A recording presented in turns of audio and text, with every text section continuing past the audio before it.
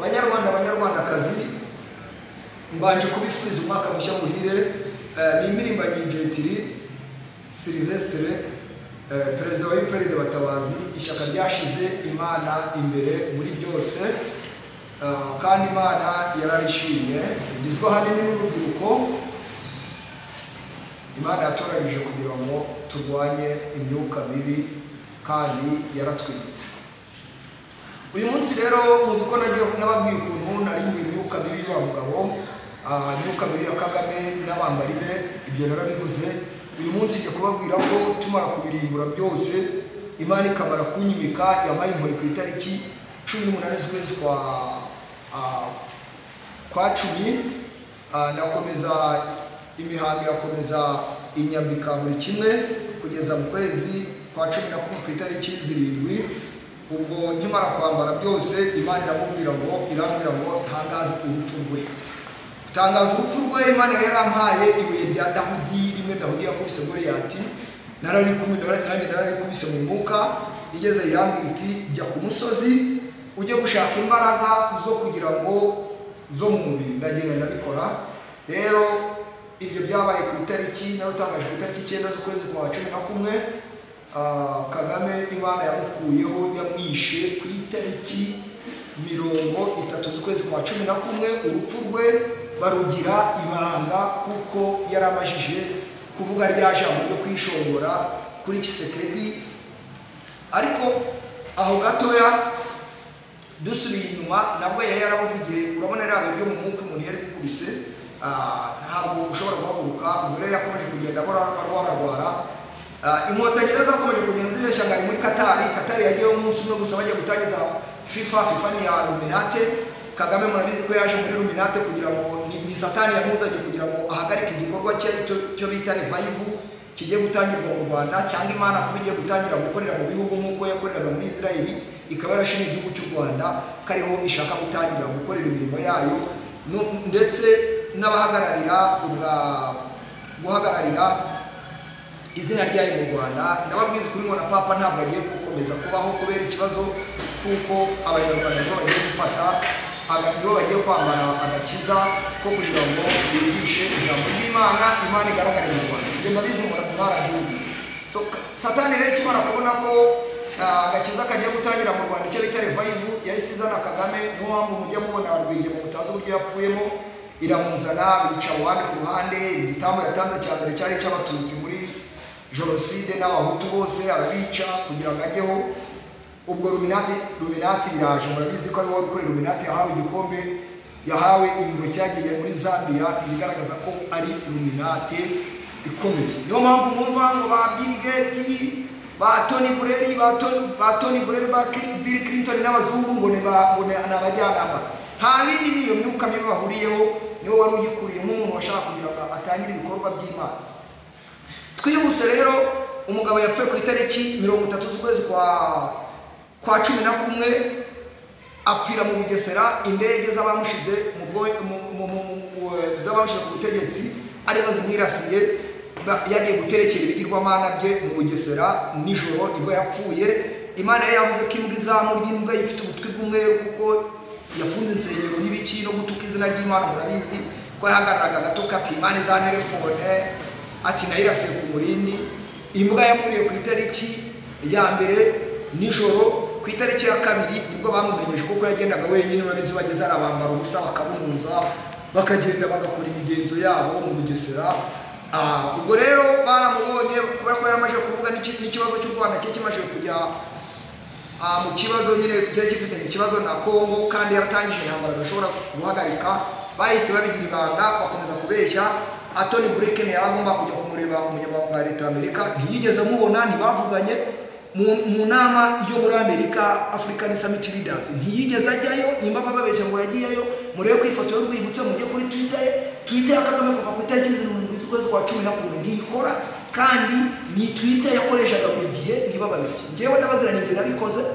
Nashatse imbaraga zo mu mwuka, Imana yamayibuye nk'umuntu wari umajije kwimikwa, kandi ntabwo Imana yakwimika umuntu ngure awundi akomeye. Ikindi reka mbaye ikimenyetso, Imana arambwira ati nimba atari wowe nashizeho cyangwa atari wowe natoye, niye mpamvu igihe wazaga Kizito muri yo mitsi yapfuye kuki atakomeje gusinya akarwara akajya gupfa nubwo Thomas Nahimana yamubikaga natwe twese twigeze kumuri ko twaramuze ntabwo yaribeshye kuko yararwaye ajya gupfa ubwo imyuka y'imubwira ko nafunya yongera gusinya na perezida azahora n'ikibazo niyo mpamvu mwabonaga mubona ngire namusinyira bagakora ibintu byose ngira nakamusinyira nta kintu yakoraga nka perezida ubwo rero byakomeje kuba ikibazo ariko no ku mwaka w'ejo mwabonye ko atavuze kuri televiziyo bahita bahimba ka audio amina ka video nyuma ariko kuri televiziyo bari hari ntabwo yakoze mugabo se ko yavugaga nyuma y'amakuru mwigeze kubona kugeza saa 9 no ku maradi mugende ni Kigali murasanga security yaragabanyutse ntabwo turi hari kubika kuvuga nka biriya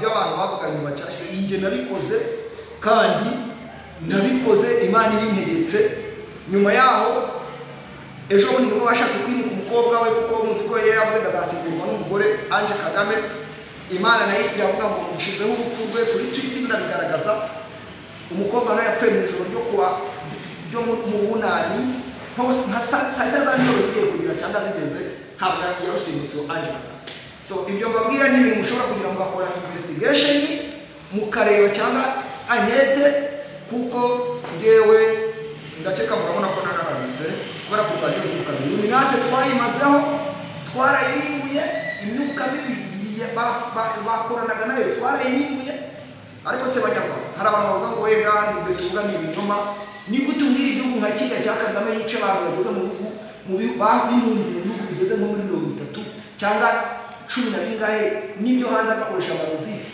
ntihagire umuntu umuvuga South Africa wishe bakariya Zambia wishe wamugoro kuri banke ntabwo ngenera aho ni BKA I think ime yarafite n'imigabane yo yibyemo muri Malawi yishemo bari bukati nabande ni benshi cyane amini Mozambique muri Malawi yishemo ba Francis ni benshi cyane yishe muri Mozambique n'abakasera yarabashimuse ntabwo ari wowe wibaziga yarabishe muri Uganda bwo murabizi ko byagenze Central Africa no yishe umugabo kuri impunzi muri Congo murabizi ko yica buri munsi ntabwo yirirwa abitinya mu Burundi murabizi ko yishe n'abayobozi baho ndetse agashimutana za bamushahidi ntabwo ndavuga ibihugu yishe mu murabizi mwebwe mwikeka ko zirambaraga yazikoreye na Uganda idashobora kubikora Congo idashobora kubikora South Africa idashobora kubikora yewe n'Uburusiya bwigeze akaraye kagenda ntabwo bwabikora ariko uramgo mukeka kare nubwo ngo rero yakoresheje imbaraga z'ikuzimu nibyo nababwiye ariko noneho Satani murabizi mwe nk'abarokore mumviwe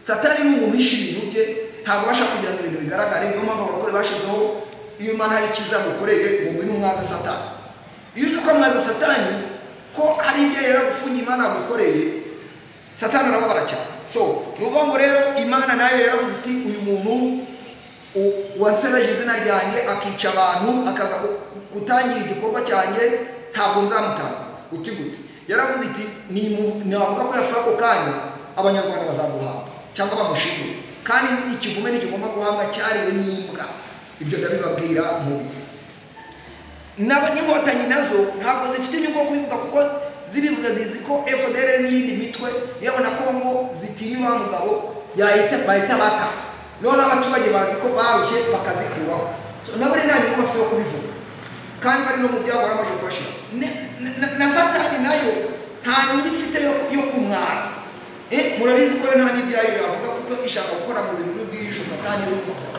ariko icyo mabwira cyo byarabaye kandi reka mabwire n'ikindi nyuma yaho naje gufata n'irindi buye nditera mu Rwanda barambira bati ndabaza bigenze nibiye ko nditeye hariya barambira bati uteye mu Rwanda utangije intambara ngeze aho rero nibwo nagiye ku musozi nabwo barambira ati gushaka imbaraga ndajya ku musozi ndazibona yewe natangiye mu gitondo cya saa 7 n'igice zo mu Rwanda ubwo barambira ati izi mbaraga ari ibintu bibiri byari byarahoshe byari bimuriho bitatu kimwe cyavuye mu nyanja kimeze nk'umuntu ikindi kivuye hejuru mu kirere n'ikindi cy'umusozi byari ibintu bikomeye cyane narabyishe kuko mfite imbaraga cyangwa se mfite intwaro z'umuntu ibyo bintu byishe rero barambara gufunga intambara mu gihugu n'ejo bundi byabaye ibyo nta n'icyumweru n'igice nta n'ibimweru bibiri byashaka n'icyumweru barambara ngo tangiza intambara so iyo ntambara mugiye kubona rero mutagira n'ibyo bintu byose byapfuye kuza nitwe turwana niyo mpamvu kubona turwana n'imyuka mibi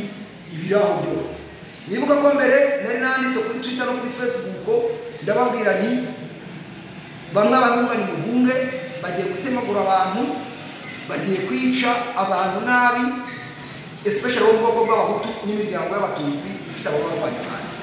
So ndagira ngo mbabwire rero Kagame naho hari, murebe muvoma ze, murebe ngendo arazakora, kandi ntabwo bivuga na bya bya mbere. Njyewe byo mbabwira ni byo Imana, nimba mwemera Imana mumenye ngo ni Imana yabintumye cyangwa nigenda nabikoze binkoresheje. So nimba mbeshya azasohoke rero kubabwira ngo bakozamo n'ibiki n'ibiki. Ese umuyobozi yamara amezi abiri Twitter idakora? Ese umuyobozi yamara iriya nama ko yatumiwe na Gisekedi ko nta foto y'urwibutso ihari, ko kuri Biden ko nta foto y'urwibutso bahari kuri Twitter yabo? Ibyo rero ni ibinyoma.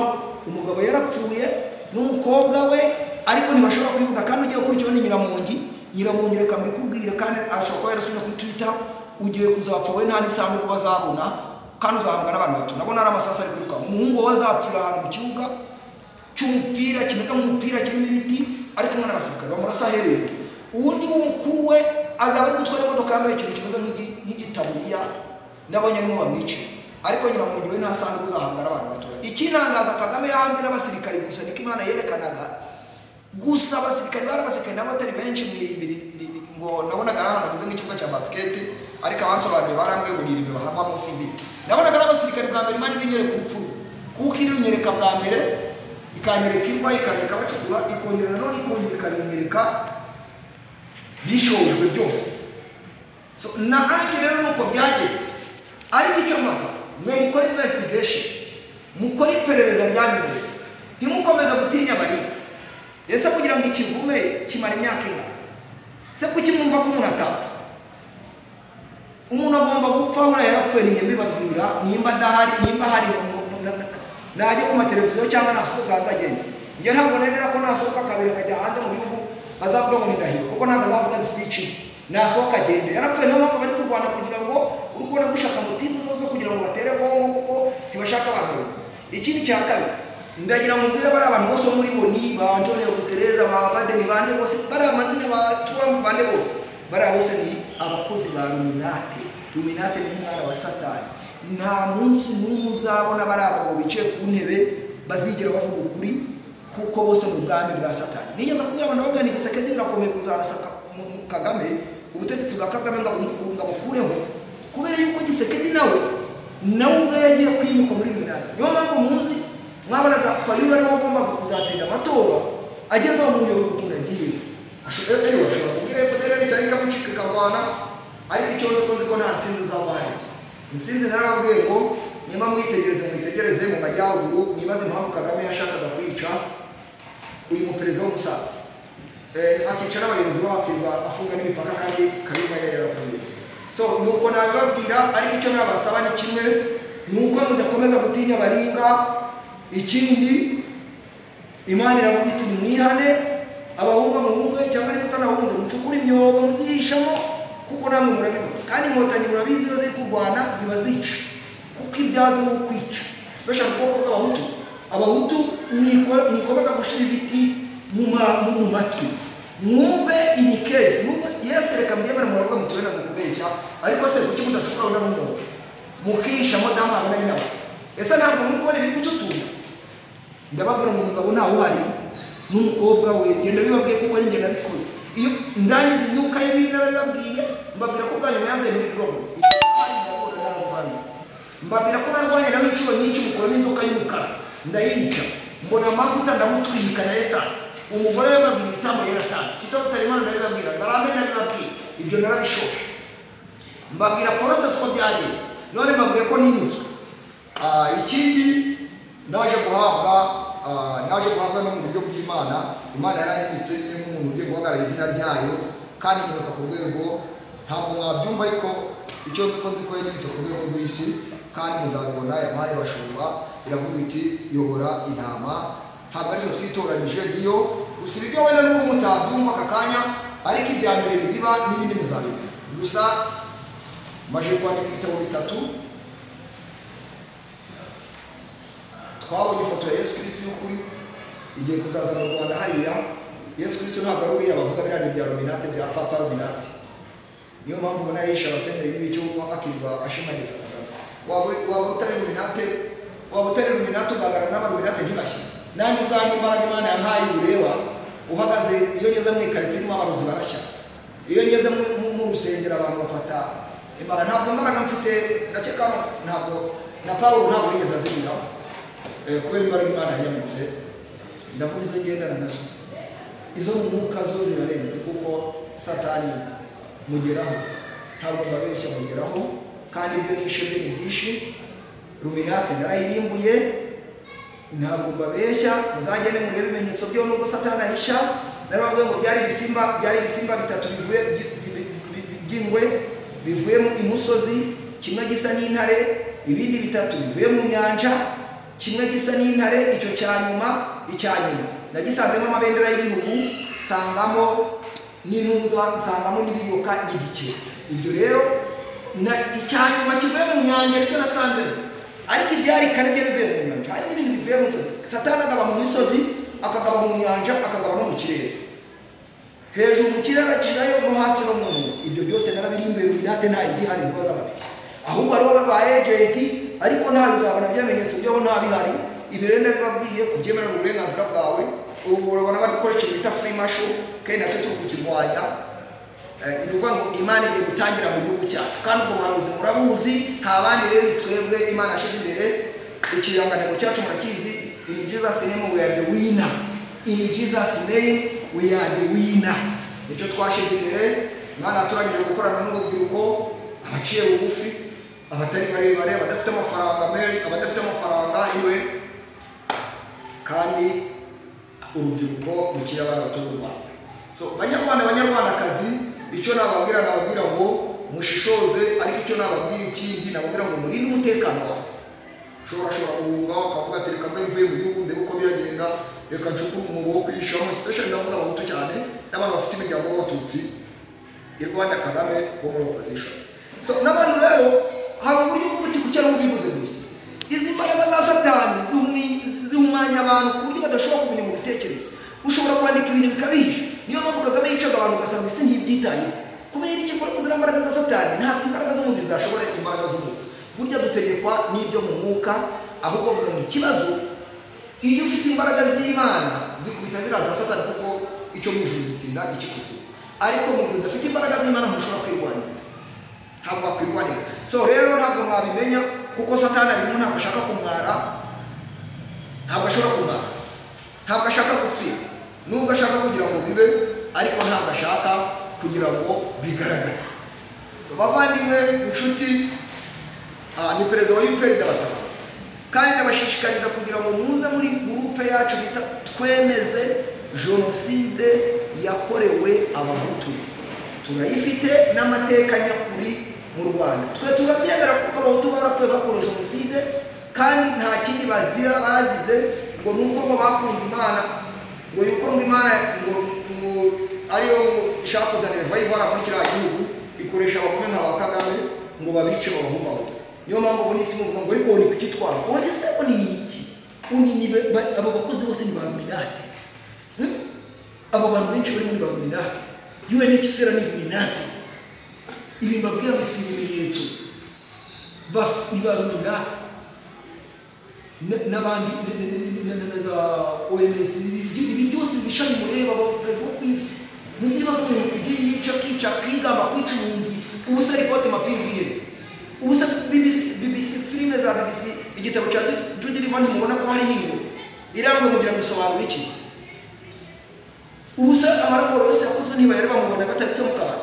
Ni gute umugabo yakuca perezida babiri harimo n'aba chef d'état major boîte mwari bayifite bikabura kuri. Banyarwanda murebe kure mukanura amaso, mumenye ibyo turwana nabyo ntabwo ari bifite umubiri. Murebe ibyo turwana nabyo ntabwo ari bifite umubiri. So ndabasezera rero mugire umwaka mushya muhire, mu gihe uyu mwaka tuzabonemo amahoro. Gusa mwibuke ko hari ibitambo bizatangwa bya Satani. Bye bye, Imana ibabere.